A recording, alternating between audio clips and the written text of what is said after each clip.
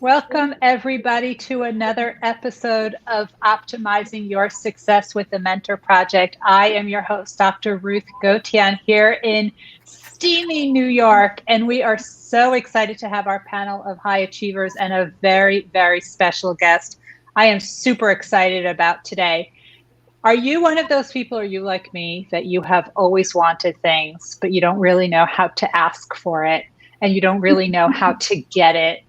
Well, today we have an incredible guest with 20 years of trial experience who is the author of this incredible book, Advocate to Win, who is going to teach us all the tips that she has learned and crafted in the courtroom to win all of her cases. And she is going to teach that to us today. I am so excited to be surrounded, as always, by high achievers. Everyone knows I study extreme high achievers, and I love to surround myself with them because I get to learn so much from them. So today we are going to learn about our high achievers, starting with Susie Katz. I'm thrilled to be here, and I hate to tell you, but I walked around California with my down jacket and fuzzy hat last night. It was very, very cool there. Don't say that. So I'm a photographer, and I have an organization called Photo Wings, where we utilize photography as a way to teach people executive function skills, critical thinking, social emotional learning. We do have a lot of interviews, and we deal with people around the world. We have a lot of curriculum on our site as well. Great. Thanks, Susie. Janice. Hi, I'm Janice Lintz, and I work to change the world for people with hearing loss. And I'm particularly excited for tonight because advocacy is my specialty, but in a different way. So I'm excited. And I'm also traveling to every country in the world, and I've traveled to 194 countries, territories, and unrecognized nations. Thanks, Janice. Bruce, what day is today? Yes. Hi, Ruth. Hi, everyone. Thanks for having me on the show. Today, June 28th, is Paul Bunyan Day. So behind me is Babe the Blue Axe, or the Blue Ox, sorry. Yes, I'm a writer, journalist, professor, computer modeler, and I'm not Paul Bunyan, but happy to be here. Thanks, Bruce. And for everyone who's watching out there, please let us know where in the world you are watching from so we can give you a shout out. You can also ask our guest question. And for those who are regulars, know that during the show, if there's a special word that comes up, I want you to perk your ears because we challenge Bruce to put that word in a future Forbes article. And so far, he's gotten some great words in there, like unitard. And tiaras. So you never know what's going to come up. So thanks, Bruce. And now for our special guest, the author of Advocate to Win, Heather Hansen. Ruth, thank you so much for having me. Everyone, thank you so much for having me. My name is Heather Hansen. As Ruth mentioned, for 20 years, I have been defending doctors when their patients sue them in medical malpractice cases. And then more recently, I have written, first I wrote a book called The Elegant Warrior, How to Win Life's Trials Without Losing Yourself. And then more recently, I wrote Advocate to Win, 10 Tools to Ask for What You Want and Get It. I do a lot of training, a lot of coaching, a lot of keynote speaking, and I have a podcast called The Elegant Warrior. So a whole lot of things, and I still practice a little bit of law. Love it. Love it. Now, Heather and I first met where we were both panelists at the same conference, which is where Susie, Janice, Bruce, and Debbie, who's behind the wings, where we all know each other. It's a great leadership conference. And Heather and I were on a panel together, and we were both brand new to this conference. And when people are new, right, I don't know anyone, she doesn't know anyone, so we both don't know anyone together, which was great, right? So we got to meet people together, but we really got to learn a lot about each other. And I think Heather's got a gift of really distilling what it is that you really and truly want and how to ask for it. And I usually have a little Post-it note to take notes. But today, Heather, I actually brought a whole bound notebook because I know that today is going to be full of great tips. So I am opening my pen. I am ready to take notes. What should we know? What should we know? Where should we start? Tell us everything. I'll tell you everything. I think that Tell us the everything. thing that is important to remember is that everyone has their juries. So a jury is simply someone that you want to persuade or influence. In the courtroom, my jury is the 12 men and women who sit in front of me and have to choose between the story that I tell and the story that opposing counsel tells. But you have your juries too. For those of you that are writers, your jury is the readers. For those of you that are in sales, your jury is your clients and your customers. If you are trying to raise money, your jury is your investors. If you're trying to get your kids to eat their vegetables, your jury is your children. And Right. so no matter who you are and what you do, you have your jury. But one thing that I do think is really important is that we always begin with our inner jury. And when I say that, people often think that that's the critical part of them that is going to judge them and attack them, but it's not. A jury just listens and chooses. And your inner jury is the part of you that chooses whether to believe in fear or abundance, taking a challenge or passing it up, that you're capable or that you're not capable. And so all of the tools that I talk about in my books apply to your inner jury first, because you can't prove something until you believe it. You can't advocate until you believe. Okay, so you have to believe what it is that you're fighting for if it's going to come out authentically and effectively. Absolutely. Right? Absolutely. Do you have some tips and tricks how we can do that? Well, and I think that, people ask me that all the time, Ruth. They say, what do you do if you know your doctor made a mistake and you have to represent your doctor at court? And I find a story I can believe. At times that has been admitting that the doctor made a mistake, but then saying that it's not worth what the other side says. We find a story that we can believe and then we advocate for it. So for you, building credibility with yourself first, you want to start telling stories that you believe. So with my coaching clients, when we begin coaching together, I send them an evidence journal. And I ask them every day to take note, at least 3 pieces of evidence from that day, of their strengths and their talents and their resilience and their experience and their transferable skills. And that's one way to start building credibility with yourself. So you can look back at this evidence journal and say, you know what, I can do this thing, and here's evidence to support it. Because a belief is really just a story that you repeat and back up with evidence. So that's one way to do it. Another way to build credibility with yourself is when you make yourself a promise, you keep it. And when you set yourself an expectation, you meet it. And when you can't, you own it. And those are similar to the ways that you build credibility with others, but it always starts with you. Oh, say that again. So you make yourself a promise and keep it. I'm taking notes. Yep. Set yourself an expectation and meet it. Set expectation and meet it. Yeah. And if you can't, you own it. Ooh. And that is the fastest way to build credibility with anybody. So in the courtroom, if we say to the jury, yes, we made a mistake here, but it didn't make a difference, or I don't agree with this expert here, but it doesn't matter and here's why, the jury suddenly says, she's not afraid to tell me the truth. She's not hiding things from me. She's not pretending like everything was perfect. If you can own your mistakes or where you fall short or where you might not have the same story as what people expect, your credibility soars. Love it. Okay. So what's the next step that we need to take? Well, I think that once you recognize that you have your jury, you also have to recognize that you are an advocate. An advocate is simply someone who publicly supports something. Janice, you mentioned that you advocate, you do the advocacy for hearing loss. I looked a little bit at your background and it's absolutely amazing. But we all advocate every day. We all publicly support things every day. The way that I define advocate is to ask for what you want in a way that makes it most likely to get it. And so I think that we have to recognize that we are advocates, that we are advocating, and that no one can do it better than we can. I think that oftentimes we wish someone else would do it for us. We're looking for that person outside to ask for what we want and get it for us. And no one can do it better than you can. No one has your passion. No one knows what you want as badly as you do. No one knows why you deserve it. And so you have to really own those things and own the fact that you are an advocate. And then you can get very strong at advocating. So what are some of the tips that we can do to just really believe in ourselves to do it? Because knowing that you want to do it and then truly advocating the way Janice does, those are 2 different things. So how do we bridge that gap? Yeah, I think that it's a little bit of practice. It's a little bit of like starting to advocate. I often talk to parents about teaching their kids to advocate for each other, because once you start advocating for others, you do tend to get better at advocating for yourself. Now, I'll tell you my story. For 20 years in the courtroom, I have been advocating for my clients and very good at it. Named one of the top 50 female attorneys in Pennsylvania, blah, blah, blah. But for all of those years, I was not skilled at advocating for myself.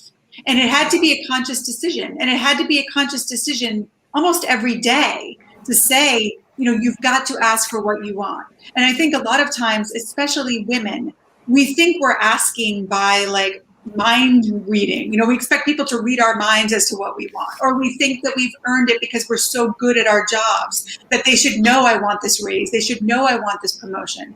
So one of the things that I tell people is you haven't asked for what you want until you've opened your mouth and asked the person who can give it to you. Because the other trend is sort of to ask the universe to manifest what and I'm into that stuff. But I feel like the universe sends you your boss to ask for the raise, and the universe sends you your partner to ask for different boundaries. And so it is hard, Ruth. I think that, I don't like to say that things are hard. I often say, well, then let's make it easy. And I think the way that you make it easy is just by doing it. There's a great quote that says the only way to jump in the water is to jump in the water. And the only way to advocate is to advocate. Now, there are tools. In the book, I share 10 tools that will help. But I think that making it seem like it's going to be this overwhelming thing isn't serving you. So just start doing it. Start asking for what you want and see what happens. Iterate. I love it. And Heather, so I read the book, and for those who are interested, it's in the chat. There's a link to a Forbes article, which I wrote about it. And I think there's a lot of useful tools there. Even after reading it, I was so excited to talk to Heather about it today. And as I said, I'm taking notes because I feel there are all these little nuances that I might have missed the first time I read it. And this is clearly a book that I'll have to go back to again and again. But Heather, I loved how vulnerable you were when you talked about the things that you always wanted but never advocated for, and then what happened once you did. And I thought that was really illuminating and a great example of what it is that we should do. It's so funny, in this book and in my first book, I tell these stories about times that I haven't gotten it right, that I haven't done for myself what I've done for others. And it's so often people say how vulnerable it is. And so often people say, you're not like a normal lawyer. And I think that people have this idea that we lawyers are like, not passionate about ourselves and like above and smarter and better. And it's not true. Everyone has their insecurities. Everyone is afraid to ask for what they want. What I know now, and part of the passion that drives me, is when I started taking the tools that I used in the courtroom. So the story you're talking about, Ruth, is I was sitting in my car sort of having a nervous breakdown, to be honest, because I was back to back on trials. I had started doing some television work. I do legal analysis for various TV stations. And I loved that. And I wanted to do more of it. And I wanted to write a book. And I wanted to start a podcast. And I wanted my romantic relationship to be different. And I wanted all of these things, but I hadn't asked for what I needed to make those things happen. I hadn't asked my partner to spend more time in Philadelphia. I hadn't asked my legal partners to pick up some slack so that I could do more of these other things, the television. And I realized that I had to at least try, at least give it a shot. And so I took the tools of a trial attorney, and they're in the book. They're things like, I call it elegance, but it's choice. Well, let's go. Can we go through them? Yeah, of course. Yeah. Okay. Because these are great. These are like the 10 commandments, I think. For advocating for what you want, which I think is great. Yeah, these 10 tools are what allowed me to get all of those things, to do more television, to write my books, to start my podcast, to end that relationship and still remain friends. And the first tool is, I call it elegance, because the root of the word elegance is to choose. It's the same root as the word elect. And I believe that your elegance is a choice. It's the choices that you make that make up your life. And so the first tool is choosing. What is it that you want? Who do you want to be as you advocate? My first book's called The Elegant Warrior. Do you want to lean towards elegance? Do you want to lean towards the warrior? And making that choice ahead of time helps you stay true to that choice when things get hard. So that's the first tool. The next tool is perspective. So in my cases, it's patients who have sued the doctor. I represent the doctor. Every single person on the jury is a patient, and they all see the world through a patient's perspective. I've never had a case where a single juror was a doctor. And so my job is to see things from a patient's perspective so that I can work to change their perspective so that they can see the doctor's perspective. And so perspective is such an important tool. And it's an important tool with your inner jury, right? Because the way that you see the world impacts what you think and how you feel and how you act and what you get. So ultimately, what you see is what you get. So perspective is really important as well. So hold on, Heather. So it's the perspective of the person you are trying to convince, persuade, change their mind, etc. Absolutely. So you're putting yourself in their shoes, and that could also be a different profession, a different gender, a different culture, a different age, different level of the hierarchy. You want to do everything you can to understand how they see the world, to see the world how they see it. And that means, in the courtroom, we have voir dire, which is where we get to ask the jury members questions. And questions is the next tool for that reason. One thing that you have to be careful of is sometimes we assume that we see things through the other person's perspective. And all that can do is really make people mad. Because if you're wrong, you're actually, it's frustrating. So you want to ask, that is an advantage that we have outside the courtroom that I don't have in the courtroom. In the courtroom, I can't, in the middle of an argument, turn to the jury and say, how do you see this? What does this mean to you? What am I missing? What are you hearing? But in life, we can. And so perspective, seeing things through the perspective of the people you want to persuade and influence is an enormous tool to change their perspective. You're never going to do it otherwise. Love it. Okay. And the questions, what are these questions that we should be asking? Okay, so everyone always asks, first of all, I have to tell you, questions are magic. When I tell people I'm a trial attorney, they often say, oh, I should have been a trial attorney. I'm really good at arguing. But argument is a very small portion of our trials. The beginning of our trial is an opening statement. We're not supposed to argue. The end is a closing argument, but that's just a small fraction. The rest of the case, all day, every day, I am just asking questions. And so you can ask questions to make connections, to teach, to learn, to challenge, sometimes to embarrass. There's so many things that you can do with questions. Now, people always say, well, tell me some good questions. And so I always like to share the question that I think can change everything. And that in my first book got the most feedback. And it's not my question. It's a question of a good friend of mine, a woman who's become a good friend. Her name is Judge Rosemary Aquilina. And she was the judge in the Larry Nassar trial at the hearing. Larry Nassar was the gymnast, doctor accused of molesting all those young women. And I, at the time, was anchoring at the Law and Crime Network. And we intended to cover that hearing, but only a few women were coming forward, and most of them weren't going to use their names. So we decided to only cover it for a day. By the end of that entire hearing, over 100 women had come forward. And most of them had used their names and their faces. And I worked every day that week. It was just by circumstance. And I felt so strongly that the reason these women had changed their minds was because of Judge Aquilina and one request that she asked these women. As the women came up one by one to speak to her, she didn't say, what happened to you? She didn't say, why are we here? She didn't even say, tell me what I need to know. She looked at each woman and she said, tell me what you want me to know. Ooh. Ruth, that question, it put the power in these women's hands. So some talked about how it impacted their parents, their job, their athleticism, their bodies. I mean, all different stories, right? But what they wanted her to know. And now I get so much feedback. I share this a lot of times in my keynotes and in the book, the first book. I get so much feedback from people. I asked that question of my child and opened up a whole new conversation. I asked that question of my client and I got information I never would have otherwise had. So that one request, which isn't mine, it's Judge Aquilina's, can change everything. I'm curious how she knew to ask that question. So I asked her that. I had her on my podcast. And I asked her that question, and she can't really speak to how she knew. She said that as a child, she didn't feel heard.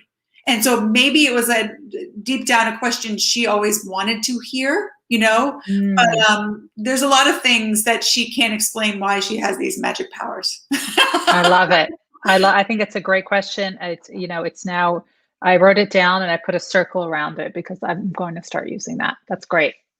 It's awesome. It's awesome. Okay. So that's questions. All right. So I've got to remember now, we've done elegance, words, perspective, question. No, we didn't do words. We did elegance, perspective, questions. So words are very important. You heard me at the beginning say that the root of the word elegance is to choose. I'm obsessed with words. I want to know what they mean and where they come from and what the root is, because I believe words have power, and that when we use them effectively, they resonate differently with your jury. And it starts with you.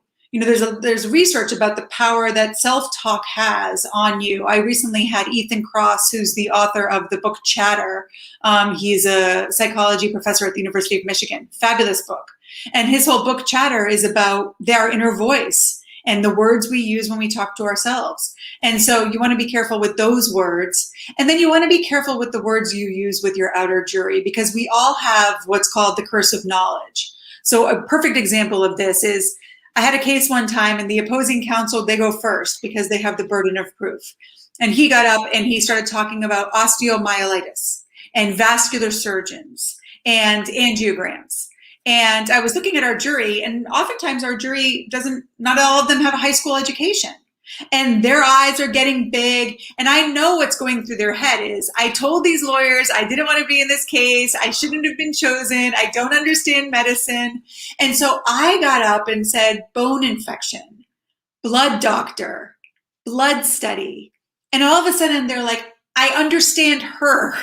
I get her. And so that is a way to start advocating. We all use words that are so easy for us that we forget what it's like not to know them. I keynote for a lot of different industries, and they all have their acronyms and their vocabulary. And I say to them, I don't know what any of these things are. I learned them to talk to you. But you want to be really careful when you're talking to people, and don't think that you have to use these fancy words in order to advocate. You really don't. Oh, Bruce. I have to talk to you about academic medicine and acronyms. And how we use them in our vernacular, thinking it's the most normal thing in the world. Bruce, the first time I met you, you had the name of your group instead of your name. You had the name of your group on your Zoom, and it was a bunch of letters. And the first thing I said was, what the hell does that mean? Bruce, do you see that as well? Well, one of the things I said during residency training is one of my goals was to write an entire speech with nothing but acronyms. Oh boy! Because Did you do it? Shows how much it's been, the medical profession and many other professions have been totally peppered by all these acronyms and jargon, etc. In fact, I was once at a meeting. It was a global health meeting, and it was to discuss, they had pulled together a lot of people to try to decide how are we going to eliminate malaria in different countries. And it was a 2-day meeting, just a bunch of different disciplines pulled together in the UK. And for the first day, between 8 a.m. and 5 p.m., people argued about the word tool, basically for 8 hours. Because the word tool meant something different for every single person. You had the people who were the insect specialists, and you had the people who were epidemiologists, and the insect repellent people, and all these things like that. So they were just arguing about, what do we mean by tool? Ironically, you could use the word tool to describe what was going on in the meeting. But it was remarkable, how much that language really was ingrained and part of these different clubs. Yeah. And no one really understood each other. You could easily have just taken, more plain language and just expressed the same things. But I think many times, people to feel exclusive, they create this language so they separate themselves from other people. Yeah. But I think what you've been saying has been great, because you want to actually do the opposite. You want to connect with people. You want to find common ground. Yeah. And if you can't do that with words, then, where are you left? I think it's always so interesting how people have different perspectives on things. We work across generations, cultures, and disciplines, and it always makes me think of my mother saying, consider your source, and to be observant about them, to get to know them. Even if they're not saying anything, you can do it by gestures and how they're carrying themselves and what they wear and the colors they choose. And I'm sure it's a lot of what you're addressing, Heather, as well. Yeah, and those are some later tools too, Susie. We get the presentation, but you're so right. Presentation and reception. And Bruce, to your point, I'm actually creating an entire curriculum right now for a group of residents, hopefully to help with some of these things, because like the American Academy of Orthopedic Surgeons, they redid their website to be more easy for the public to read, and they wanted to bring it to a 2nd to 3rd grade level. That's the level, that's sort of the goal for websites, believe it or not. And they worked so hard to do it, and it was still at a 9th grade level, which might sound like it's feasible, but it's not to every patient. And even the patients that have, higher education, when you're stressed, when you're outside of your comfort zone, when you're rushed, you want things to be simple. Clarity is really important. And so the words piece is an important piece. I love what you said, and I don't remember in the book if it was on the word section or the other section where you talked about words matter, and during depositions you would tell your clients to memorize it, and then you used as an example where someone tried to twist their words. Yes, well, that's every single word. That might have been in the credibility section. But either way, it might have been in words. It's every single word that you use matters, and every single word should be moving the ball forward. And in trial, lawyers really work to twist words and to make the jury think that words mean something that they don't mean. And it can be really frustrating. I remember as a young attorney, one time I objected, and the judge asked me the basis of the objection, and I said, words matter, which is not a good basis. It's not a real basis for an objection. But it actually was effective, because the jury was like, well, what does she mean? And so they sort of started paying more attention to these little discrepancies. Love it. Okay, so we have elegance, perspective, questions, words. What's next? Credibility. All right, tell us. So credibility it's what we started talking about at the very beginning. You can't prove something until you believe it. You can't advocate until you believe. So you want to build up the credibility with yourself and your inner jury by everything we talked about earlier, by making promises and keeping them, setting expectations and meeting them, and owning it when you can't. And you also want to build that credibility with your outer jury. I always say to my clients, it doesn't matter how smart you are. It doesn't matter how important you are. It doesn't matter how rich you are. It doesn't matter how many years you've practiced. If the jury doesn't believe you, you cannot win. And that's why it's so important to know the words you've said. In their deposition, if they contradict their deposition, we are done, because those are their words. And so we've got to make sure that there's consistency there, because credibility is paramount. Love it. Okay. So we build our consistency by, and what was those 3 things that you said again? Making promises and keeping them. Yeah. Setting expectations and meeting them. And when we can't, we own it.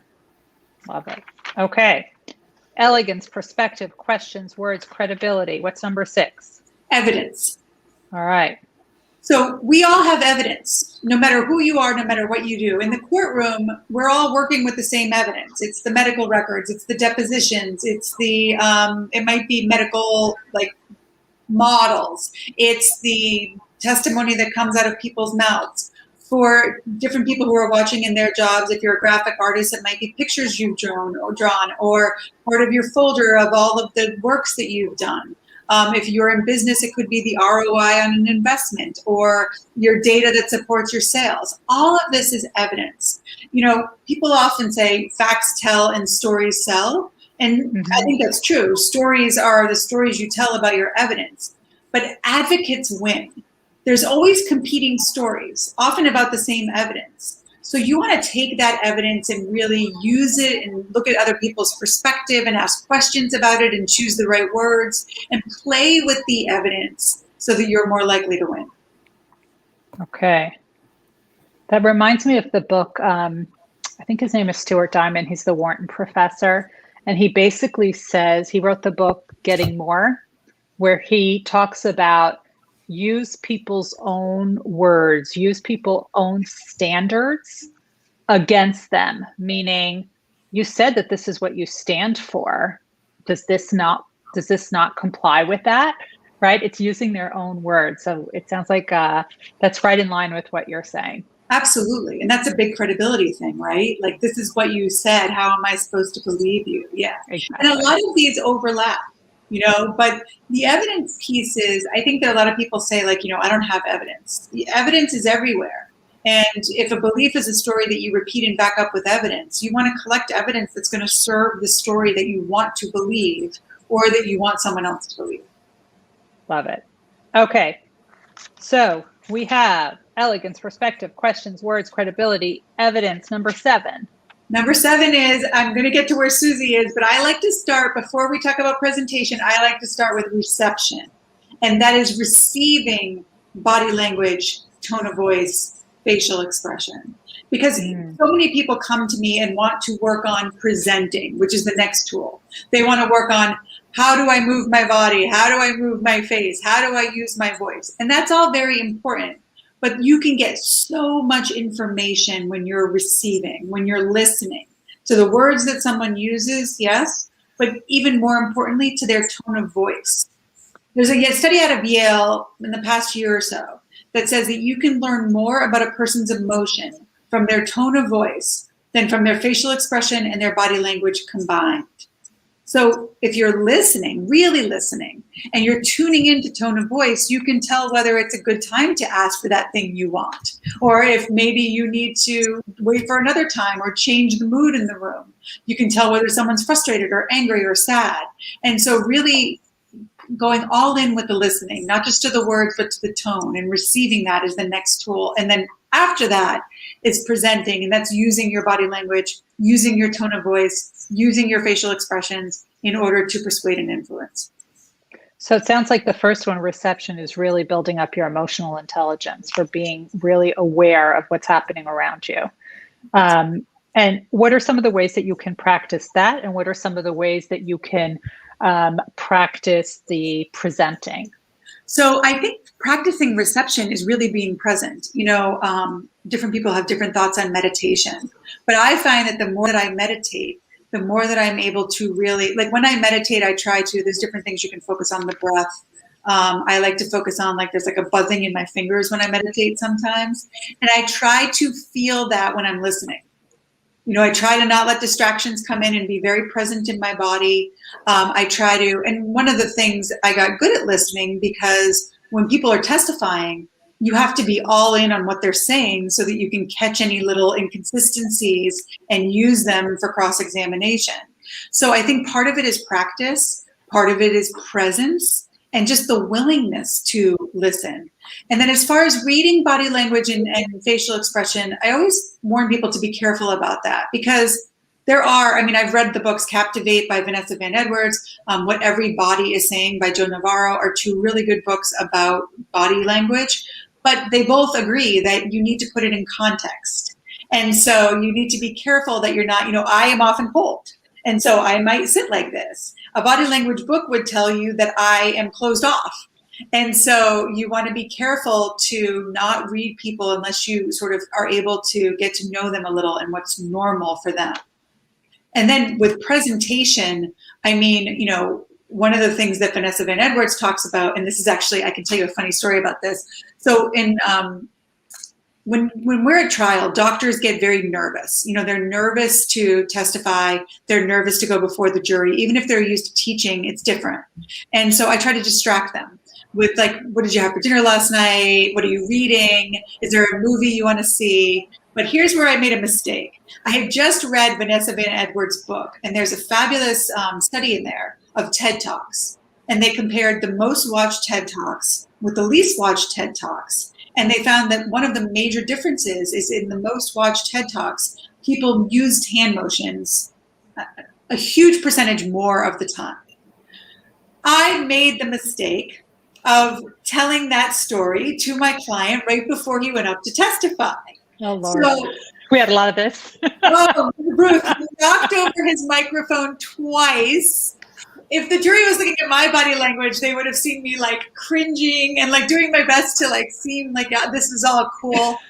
I mean, we won, and we talked to the jury afterwards, and they loved him, which is not due just to his hands. But you using your hands is really effective for a bunch of reasons. In Joe Navarro's book, he talks about how if a criminal defendant keeps their hands under counsel table, they are more likely to be found guilty than if they keep their hands on top of counsel table. And the reason for that, people believe, is that when I can see your hands, you are less of a threat. Yeah. Because they know that you're not holding a weapon. And that's especially true on Zoom because we're on StreamYard, I think. But this is especially stressful to us because we don't know how far away we are from one another.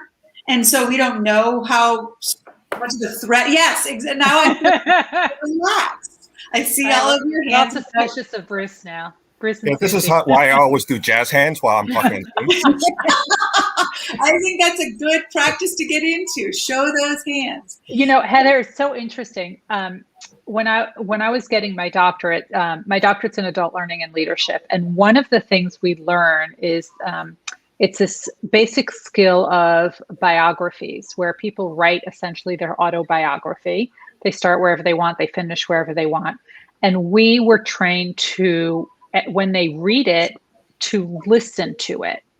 And it's to listen to what they're saying and listen to what they're not saying and what they included and what they omitted.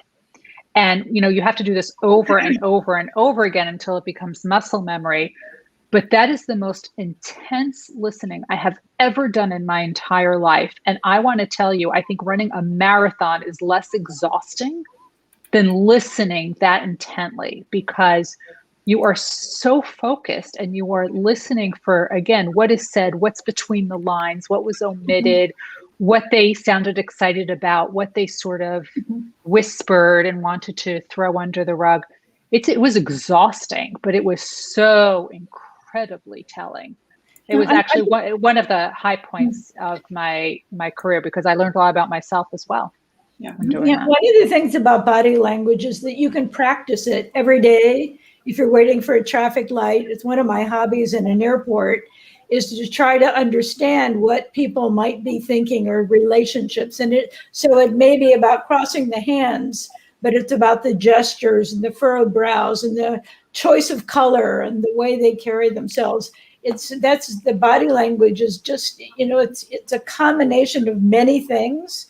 And you can, in a jury, I would imagine you'd watch them even when they're not listening at that one particular point. And so it's a lot of information to take in. So much of it is visual. Yeah. Yeah. Bruce, I love that. That is going to be, I'm going to have to find that background just to be very clear that my hands I am safe. I think if you want to practice this number 7, this reception, just go to Home Depot or IKEA and watch any couple walk through. Mm-hmm. And I think, because my God, that is charged with emotion anytime you walk through, and you could really learn a lot. It's so true. The other thing you can do is I sometimes do some speaking to call centers. The people who work in call centers are phenomenal at reading tone of voice. We'll do like exercises to practice because they're so used to it. And they don't even realize it's a skill that you can actually tell people's emotion from their tone. Love it. All right. So we have elegance, perspective, questions, words, credibility, evidence, reception, presenting. Number 9. Number 9 is negotiation. Ooh, okay. Here's the juicy part. Yeah, I mean, I would tell you that there's entire books on negotiation. Like Alexandra Carter, I had her on my podcast as well. She wrote a fabulous book called Ask for More, which the entire book is about negotiation. For me, I'm trained as a mediator as well. And one of the things that I think is really important when we're talking about negotiating is knowing for yourself, what are my negotiables and what are my non-negotiables? And that works with the inner jury as well. You know, I lost 100 pounds when I was 18 years old, and I did it in large part because I made a lot of things non-negotiable. Like I was going to get up at a certain hour every day and I was going to work out for this long, and I gave up cheese, chocolate, and potato chips, right? These are the 3 foods that were non-negotiable for me. And so when they came out, it wasn't even an option. And so I think for the inner jury to have non-negotiables is really important. I think for your outer jury, it really helps to have a lot of negotiables. You know, a lot of things, the definition of win that I use throughout the book is to receive something positive because you have earned it. And I think your negotiables are all the something's positive, so that you're not just looking for, you know, in our cases, sometimes patients will come in and say, I want $6 million.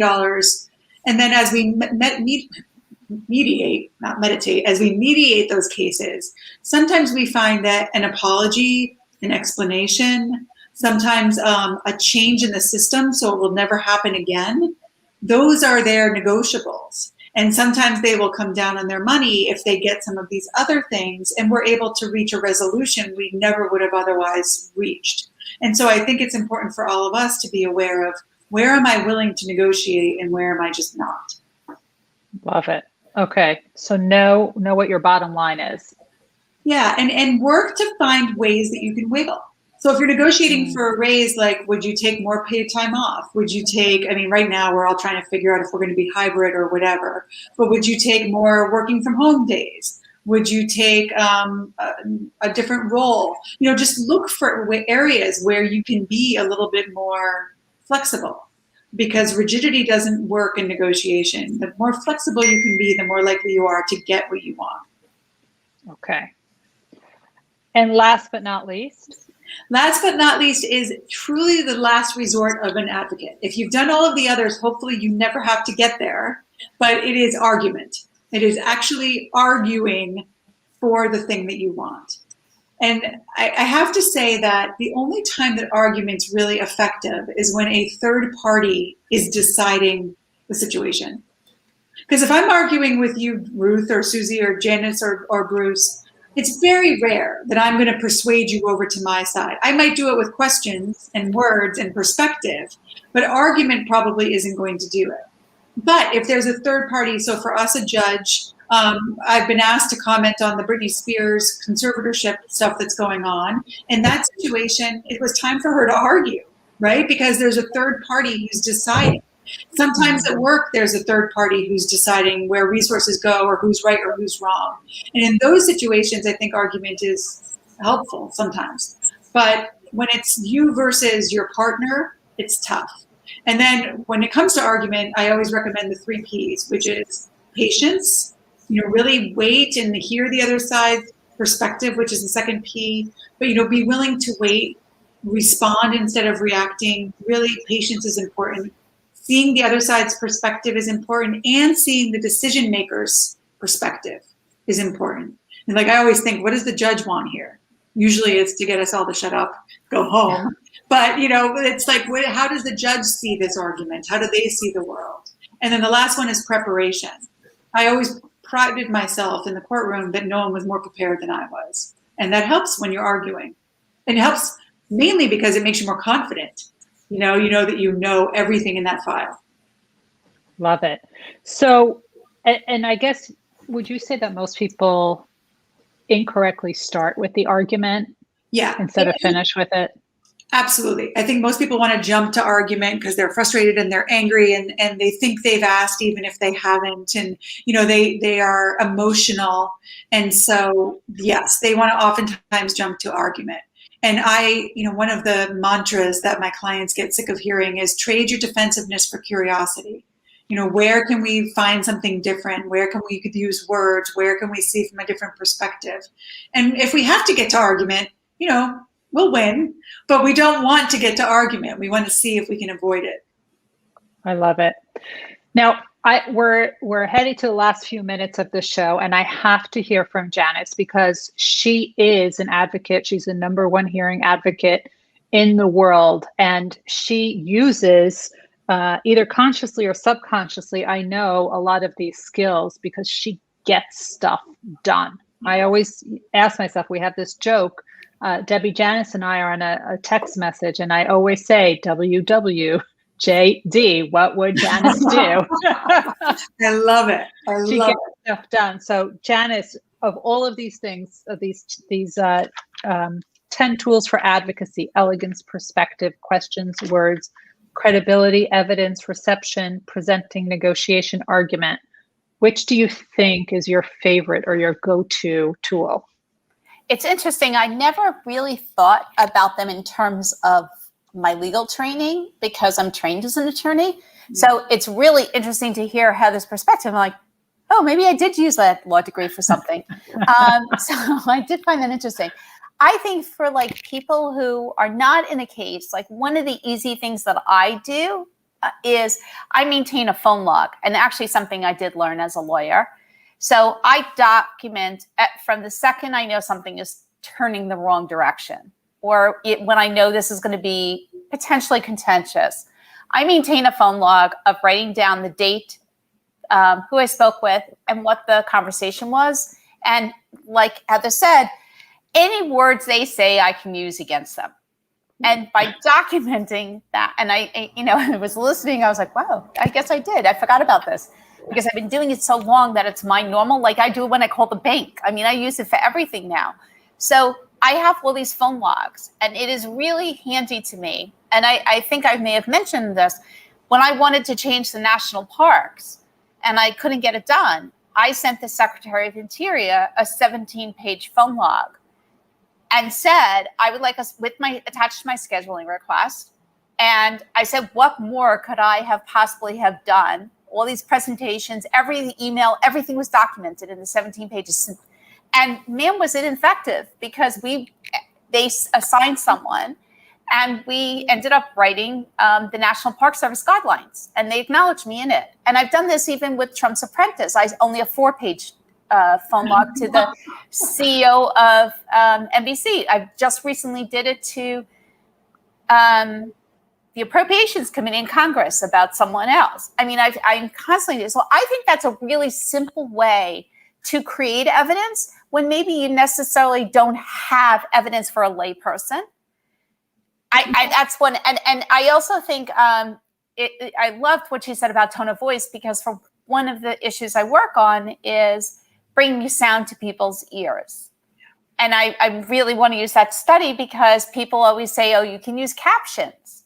And I always explain tone of voice. And then finally, the one other thing that I like to do is sometimes when I'm trying to get people to understand their perspective, I've recently started using racial issues to explain disabilities, because a lot of people who are in diversity, equity, and inclusion, many people are of one group, either Black or Asian or another group.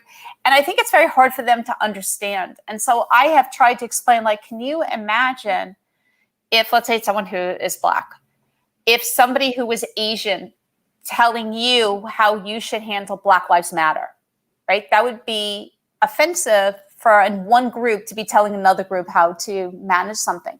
But every day, people in wheelchairs are telling people with hearing loss how they should receive information. And when I'm able to understand that perspective and explain that, and it's usually not thing anybody understands, people get it. And I have to say, I'm not, and I also preface it that I'm not saying this to be offensive, because I'm really afraid to cross any line. So I'm very clear about that. But I think when you can explain something in a way that's the other person, you're explaining it from a perspective they would find offensive, it's very easy for them to understand. I did it just today, and I saw an outcome of a letter that was sent to me, and I was like, okay, she got it. That was good.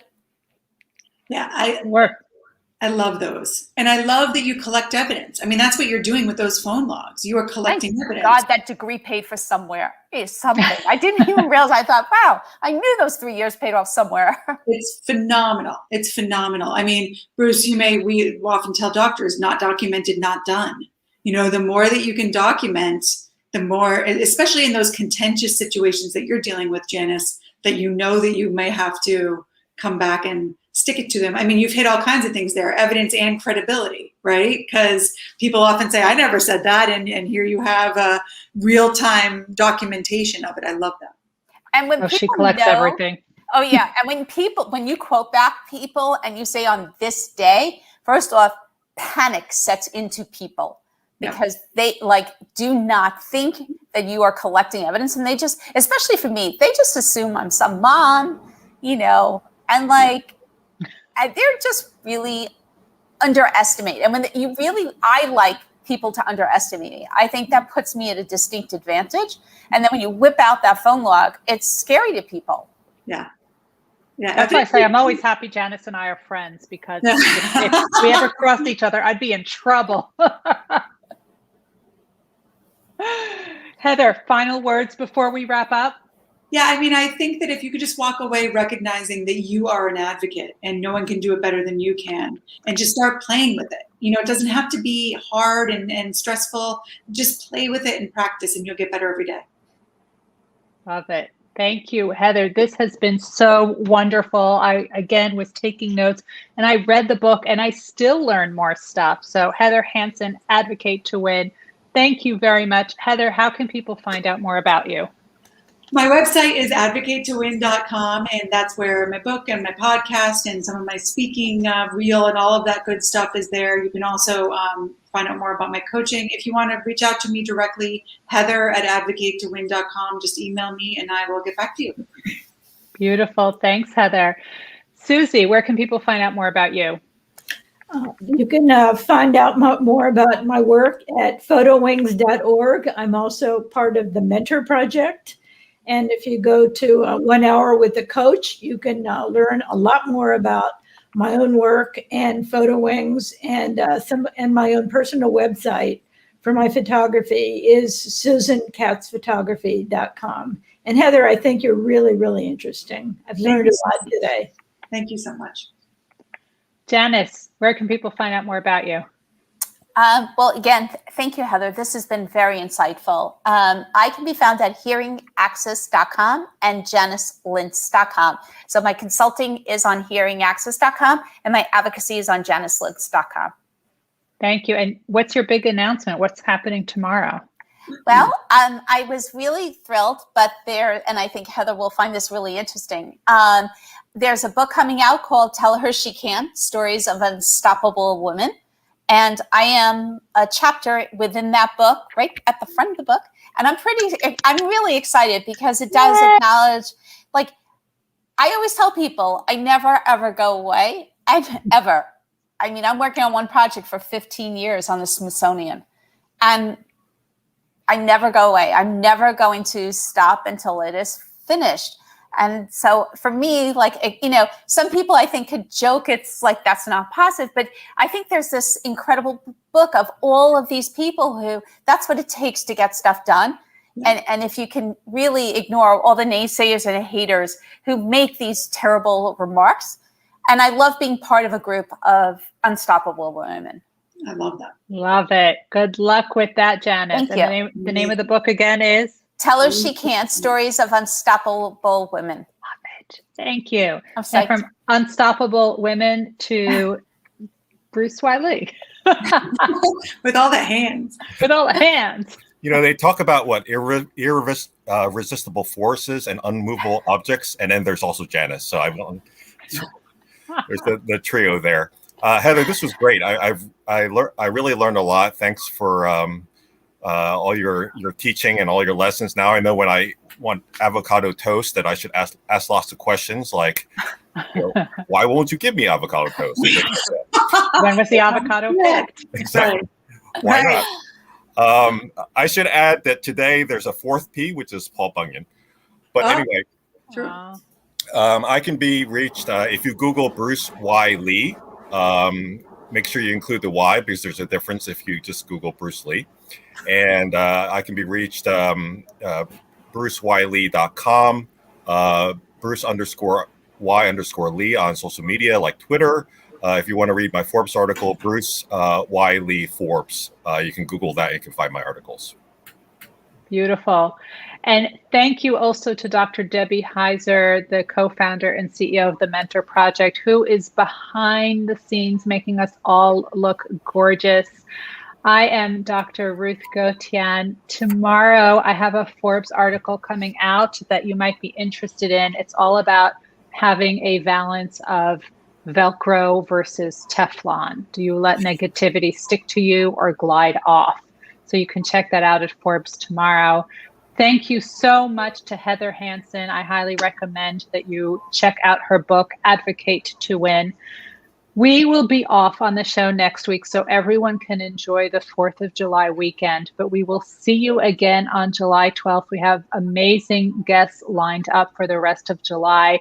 And thank you, Heather Hansen, for kicking us off today and really blessing us with all of your amazing content. Thanks, everyone. Oh, I didn't tell everyone how they could find me. RuthGotian.com. Everything is just my name, all the social media, Ruth Gotian. We will see you guys in 2 weeks. Thanks, everyone. Thank you so much. Bye.